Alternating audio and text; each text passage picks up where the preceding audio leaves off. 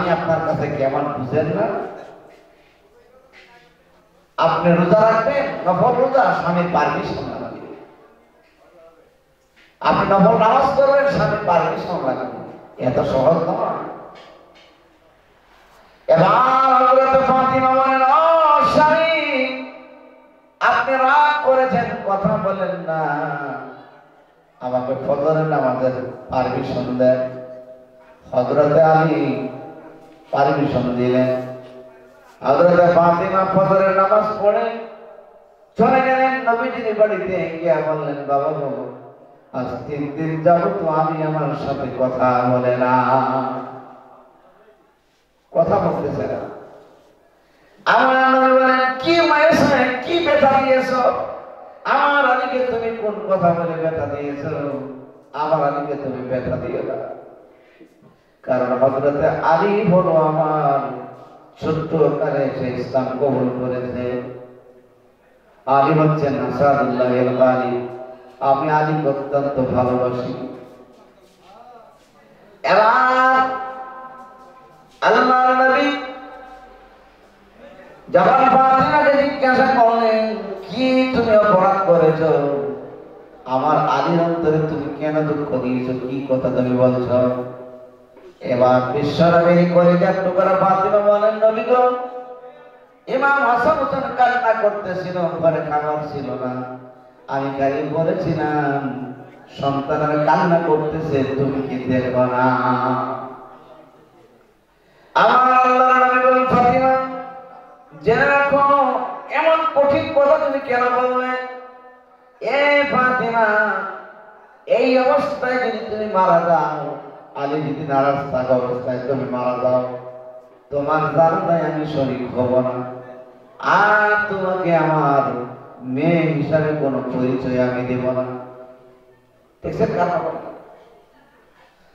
এবার আল্লাহ রাসূলের কলিজার টুকরা ফাতিমা অস্থির হয়ে গেলেন, বলেন, বাবা, আর দেরি করো না, তাড়াতাড়ি করে আমার স্বামীর সঙ্গে তুমি কেসালটা মিটিয়ে দাও। আমার স্বামী যেন কথা বলে। অস্থির হয়ে গেলেন ফাতিমা, অস্থির হয়ে গেলেন স্বামীর সাথে কথা বলার জন্য। আমার নবী ফাতিমাকে সাথে করে নিয়ে হযরতে আলী ঘরে প্রবেশ করে বললেন, আরে আলী, দুইজনকে একসঙ্গে মিলিয়ে দিলেন। মিলিয়ে দেওয়ার পরে হযরতে ফাতিমাকে আল্লাহ রাসূল বললেন, ফাতিমা শোনো, আলী হচ্ছে আমার হাতের প্রথম মুসলমান, আলীকে তুমি কোনোদিন কষ্ট দিবে না। আবার এবার আলীকে ডাক দিয়ে বলে, আলী গো, ফাতিমা হচ্ছে আমার শরীরের অঙ্গ, আমার ফাতিমাকে তুমি কষ্ট দিও না। কানে কানে দুইজনকে দুই কথা বলে দিয়ে গেলেন। এই কথার দ্বারা এটা বোঝাইতে চাইলাম, স্বামীর কাছে আপনি কোনোদিন কঠোর বাক্য বলবেন না, স্বামীর সঙ্গে রাগান্বিত হয়ে কথা বলবেন না। যখন কথা বলার প্রয়োজন হবে, মহব্বতেই কথাগুলি বলবে। কথা বলার প্রয়োজন হলে মহব্বতের সুরে, মহব্বতের নমুনায়, মহব্বতের তালে কথা বলবে। এটাই নিয়ম। আমার পরদারের মায়া, কথাটা আপনারা মাইন্ড করবেন না। হাসরের ময়দানে আপনার স্বামী যদি জান্নাতে হয়, স্বামীর সঙ্গে আপনার সাক্ষাৎ হবে। আপনিও যদি জান্নাতে হন, স্বামী যদি জান্নাতে হয়, সাক্ষাৎ হয়ে যাবে। জান্নাতের মধ্যে আপনার স্বামী হবে রাজা, আর আপনি হবেন জান্নাতের রানী। সুবহানাল্লাহ। একসঙ্গে থাকবেন। জান্নাতের হুর মেহমানেরা এই রাজা এবং রানীর খিদমত করবে। কখন কি প্রয়োজন সবকিছু তারা খবর রাখবে। কিন্তু জান্নাত এমন সুন্দর জান্নাত, জান্নাতের মধ্যে তো কোনো কাজ হাত দিয়ে করতে হবে না। আপনি যখন মনে মনে ভাববেন, সাথে সাথে কাজগুলি হয়ে যাবে। যখন মনে মনে ধারণা করবেন, তখনই কাজ হয়ে যাবে। যেমন জান্নাতের বৃক্ষে আপনি দেখতে পারবেন জান্নাতি ফল গাছের মধ্যে হয়েছে, আপনার মন চাইবে আমি একটু জান্নাতি ফল ভক্ষণ করি। সাথে সাথে সেই ফলটা আপনার মুখে চলে আসবে, সুন্দর রেডি হয়ে আপনার মুখে চলে আসবে। হাত বাড়িয়ে সেটা কাটতেও হবে না, মুখেও দিতে হবে না, নিতে নিতে যাবে। জান্নাতটা কেমন? এবার বলেন জান্নাতে এত খাবার আমরা খাবো, সেখানে কি পেশাব পায়খানার দরকার হবে না? বুঝলেন? জান্নাতে এত খাইব, খেলে এগুলা পেটের মধ্যে জায়গা হবে কি করে? কিতাবের মধ্যে আসছে জান্নাতি ব্যক্তি যত ইচ্ছা ততই খাবে, খেতে খেতে যখন একটু পেটটা ভরে যাবে, তার একটা ঢেউ মারবে, একটা ঢেকুস তার আসবে, একটা ঢেকুসের সাথে সাথে পেটের খাদ্য সব হজম হয়ে যাবে, সব শেষ, এক ঢেকুসে সব হজম হয়ে যাবে। আর যখন পেশাব পায়খানার প্রয়োজন হবে, জান্নাতি ব্যক্তির শরীর থেকে ঘাম বের হওয়া শুরু হবে।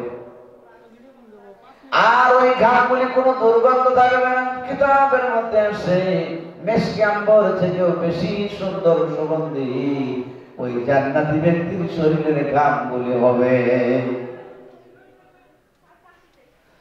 এই আমার সম্মানিত মা, অনুরোধ করে গেল স্বামীর অন্তরাঘাত দিবেন না। স্বামীকে আল্লাহ রাব্বুল আলামিন আপনার স্বামীকে আপনার জন্য শাসক বানিয়েছে, আপনার উপরে শাসন করবে, আপনাকে দেখশন করে রাখবে। প্রয়োজন যদি হয় আপনি বেশি অন্যায় করলে আপনাকে মারবে। মারার কথা হাদিসে আসে, ওয়াজরিবুহুন না বলা হচ্ছে, ওদেরকে মারো। স্ত্রীকে মারতে বলা হয়। এবার মারতে বলা হয়েছে দেখে এই নয় যে বড় বড় লাঠি নিবেন আর এখানে পিটাবেন না। আমার নবী নিষেধ করে দেন এভাবে মারতে। আমার বন্ধুগণ, স্ত্রীকে মারতে হলে কেমন লাঠি দিয়ে মারবেন, কিভাবে আপনি মারবেন সেটা হাদিসের মধ্যে উল্লেখ করা আছে। যে লাঠির দ্বারা স্ত্রীকে আপনি শাসন করবেন, ওই লাঠিটা যেন আপনার হাতে একটা কর হয়, 1 বিগত যেন হয় লাঠিটা, একটা করে লাঠিটা হয়। আর লাঠিটা যেন কোনো শক্ত লাঠি না হয়, সেটা যেন তুলার মতো নরম হয়। এবার একটা লম্বা লাঠি তুলার মতো নরম, এটি দিয়ে যদি স্ত্রীকে সারাদিনও পিটান, স্ত্রী রাগ করবে? রাগ করবে? সুবহান, ইসলামের কি বিধান! স্ত্রী হাসবে আর বলবে আরো মারো, আরো মারো, খুব ভালো লাগছে, তবে তুমি কেন মারতেছো বুঝছি, আমি আর খারাপ কাজ করবো না, তুমি ঠিকই বলছো, আমি এরকম করবো না। ইসলাম কত সুন্দর মাপকাঠি দিয়েছে। আর অনেক স্বামী এমন আছে স্ত্রীকে এমন ভাবে মারে স্ত্রীর বিছনা থেকে উঠতে পারে। এইভাবে মারা যায়। স্ত্রীর চেহারায় মারবেন না, এমন ভাবে মারবেন না যে মায়ের চুলে তার শরীর ভুলে যায়, তার শরীরে আঘাত থেকে চামড়া ফেটে রক্ত বেরোয়, তার অঙ্গের ক্ষতি হয়, এমন করে মারা হারাম। মারবেন কিন্তু ওই যে মারাটার কথা বলা, কিন্তু এত শক্তভাবে মারাটা আল্লাহ হারাম করে দিয়েছে। এই জন্য বলছি স্ত্রীদেরকে ভালোবাসা দিয়ে মহব্বত দিয়ে আপনারা রাখবেন। তো যে বলতেছি না আল্লাহ আমাদের রব, এই কথাটা সাহাবায়ে কেরাম মানতেন, মানার মতো মানতেন, নবীর প্রেম দ্বারা করার মতো করতেন। এবার হযরত জুরাইবিন মনে আছে তো রাদিয়াল্লাহু তাআলা আনহু, তিনি বলছেন আমার স্ত্রী আমাকে এরকম খিদমত করত। আর বর্তমান জামানায় যদি কোন সুন্দরী একটু চামড়া সুন্দর মেয়ে হয় আর স্বামী যদি দেখতে একটু অন্যরকম হয়, বাপরে বাপ, ওই বাড়িতে যেন অশান্তির আগুন ধাও ধাও করে জ্বলতে থাকে।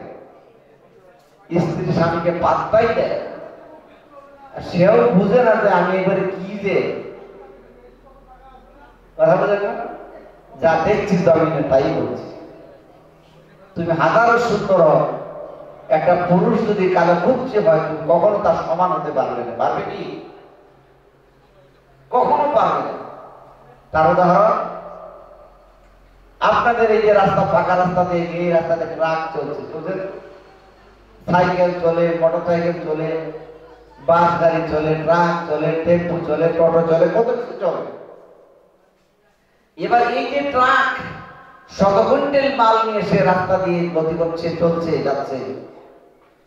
এবার এই ট্রাকের চাকা আছে, চাকা ছাড়া তো চলে না। এই চাকার মধ্যে আপনার টায়ার আছে, টিউব আছে, রিং আছে, আছে কিনা বলেন? এবার টায়ার আছে আর রিং আছে, চলবে গাড়ি? টিউবও লাগানো আছে, চলবে?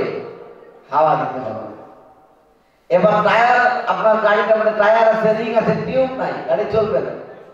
তাহলে আপনার মাল সম্পদ সব আছে, আপনিও আছেন, কিন্তু আপনার সংসার চলবে না, টিউব লাগবে, মানে আপনার মহিলাকে স্ত্রী লাগবে। এবার স্ত্রী সে যদি বলে, যেমন ট্রাকের চাকার মধ্যে যে টায়ার টিউব আছে, এবার টিউব যদি বলে টায়ার এটা কি, সারা জীবন আমি ভিতরে থাকলাম, আর ভিতরে থাকতে মন চায় না, এখন আমি তোমার উপরে উঠবো, তুমি আমার ভিতরে ঢুকো। এবার যদি টায়ারের টিউব যদি টায়ারের উপরে লাগানো হয়, বলুন তো গাড়িটা চলবে? চলবে? একটু গিয়ে পাংচার, কারণ সে তো উপরে থাকার মাল নয়, সে থাকবে ভিতরে। তো যে টিউবেরা টায়ারের উপরে উঠতে চায়, সেই টিউবরা ওই রাস্তার পাথর লেগে ফুটা হতে হতে চালু হয়ে যাবে সেকেন্ডের মধ্যে। কথা ঠিক?